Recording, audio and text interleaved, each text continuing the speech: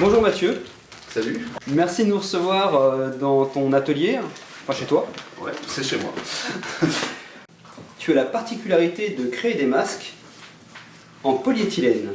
Alors qu'est-ce que c'est? C'est une sorte de matière qui est thermoformable, qui a la particularité d'être aussi très très légère. Voilà, quand on l'achète, je l'achète par très très grande plaque et ça se présente à peu près sous cette forme. Donc là ça c'est de la mousse polyéthylène de 3 mm. Et donc là moi je travaille beaucoup le 3 mm ainsi que le 5 mm et le 1 cm. Donc l'avantage, comme je disais, c'est que c'est très très léger et donc c'est thermoformable. Donc en le chauffant, on peut obtenir un peu tout type de forme. Et j'utilise aussi donc le pyrograveur pour sculpter directement sur la matière et obtenir des effets comme on peut voir donc, là, par exemple sur ce masque.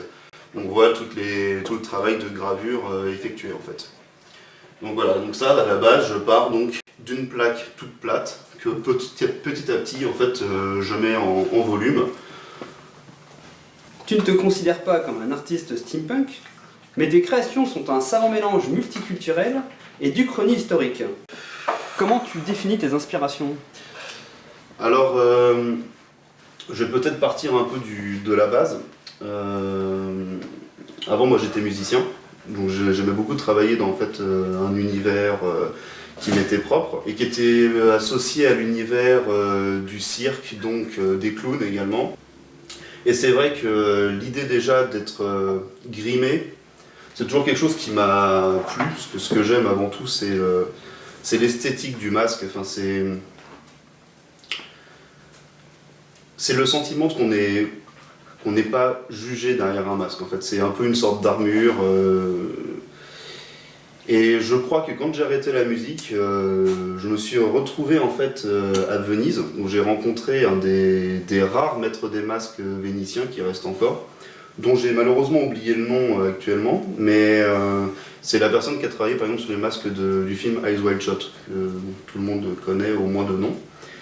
Et en fait, en voyant donc le travail de cet artiste, donc je peux même vous montrer, voilà, là par exemple il a un de ces masques, qui sont très très simples, et qui utilise vraiment les techniques traditionnelles en fait, de création de masques vénitiens.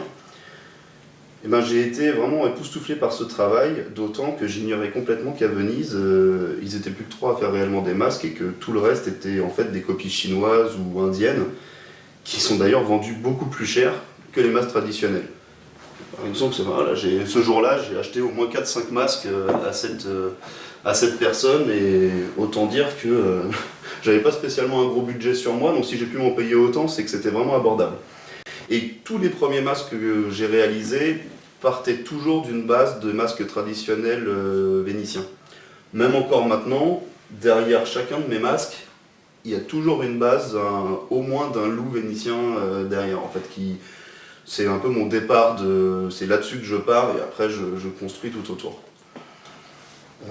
En tout cas, je sais que dans une des époques que j'aime beaucoup, c'est toute la partie, on va dire, autour de 1880, 1910, 1920. J'aime bien cette période.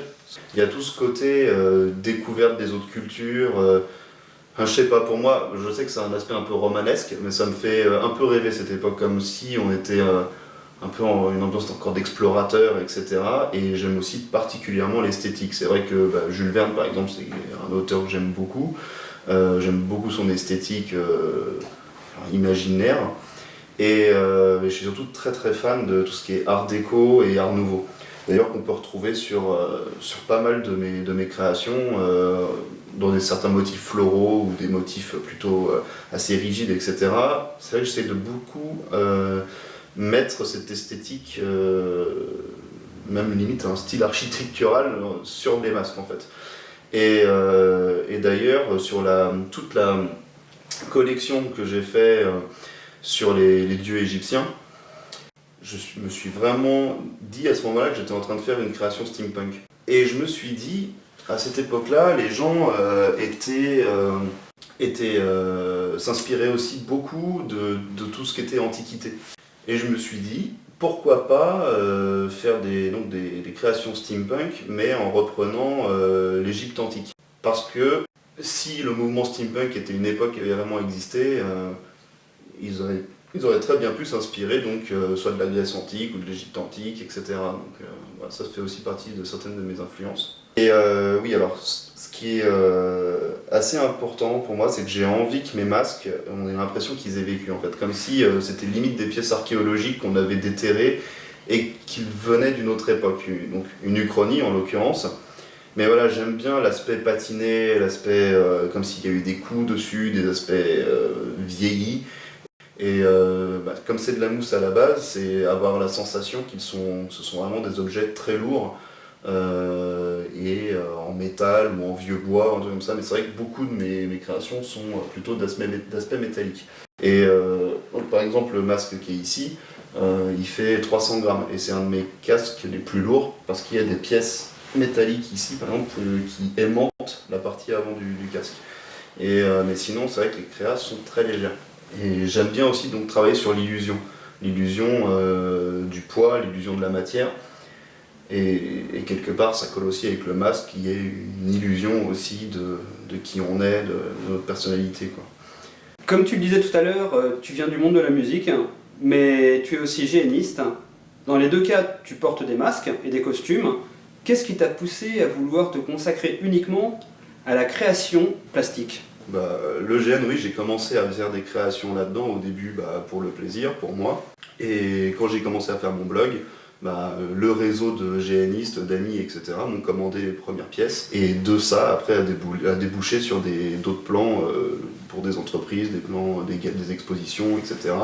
Parce que le milieu du GN, quelque part, c'est des gens comme toi et moi qui ont des métiers tous différents les uns les autres et que petit à petit, à droite à gauche, on en parle. Et puis il y a aussi des gens qui travaillent dans le jeu vidéo, il y a des gens qui travaillent dans le cinéma et du coup ils voient le travail, ils disent tiens, pourquoi pas essayer de travailler avec nous sur tel ou tel projet. Donc c'est vrai que d'une activité associative et bénévole, j'ai grâce à ça basculé aussi dans quelque chose de plus professionnel, qui est ce qui était un doux rêve au début, puisque comme je te disais, le blog au début en plus c'était une occasion de s'exprimer plus qu'une réelle envie d'en faire carrière, quoi. Le masque permet de revêtir plusieurs personnalités tout à fait différentes. Est-ce que c'est une façon pour toi de te protéger en tant qu'homme ? Évidemment, ouais, je pense. J'ai pas spécialement envie de trop m'étaler sur le sujet, mais je suis quelqu'un qui a un véritable problème, je pense, face à l'humanité en société telle que. Puis je trouve que je sais, ce serait idiot de dire que le monde va plus mal maintenant qu'avant, ce serait idiot de dire ça, mais en tout cas ça m'affecte beaucoup trop la violence qu'on peut vivre au quotidien et surtout la violence psychologique. Je trouve que dans le masque il y a une certaine honnêteté, quoi. On est protégé et en même temps on montre ce qu'on a envie de montrer. Et même souvent ça permet de montrer réellement qui on est sans avoir à se préoccuper du regard des autres. Et je pense que oui, une des plus grandes souffrances qu'on a en tant qu'être humain, c'est le regard des autres, le jugement que les autres peuvent avoir sur nous, en fait. Et c'est vrai qu'on peut se poser la question du coup, pourquoi je l'ai fait en métal, en aspect métallique. C'est vrai qu'il y a un côté armure d'une certaine façon. Et ça doit être aussi une façon de se protéger. Ouais. Je fais peut-être des masques protecteurs d'une certaine façon pour les gens qui les portent, quoi. Et en tant qu'artiste ?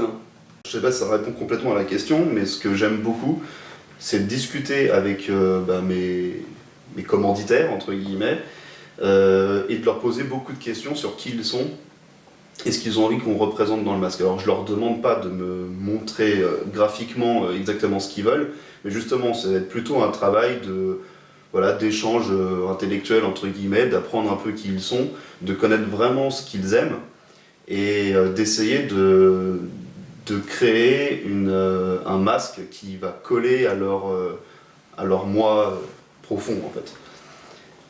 Alors des fois c'est pas forcément un moi profond, c'est des fois juste des personnalités sublimées ou des choses comme ça, ou ce qu'ils rêveraient d'être, ou peut être plein de choses, mais c'est très intéressant en tout cas d'un point de vue, j'ai envie de dire, humain et psychologique, quoi, et de faire plaisir à la personne qui se reconnaisse au final dans ce masque-là. Merci beaucoup Mathieu. Ah bah rien, merci à toi.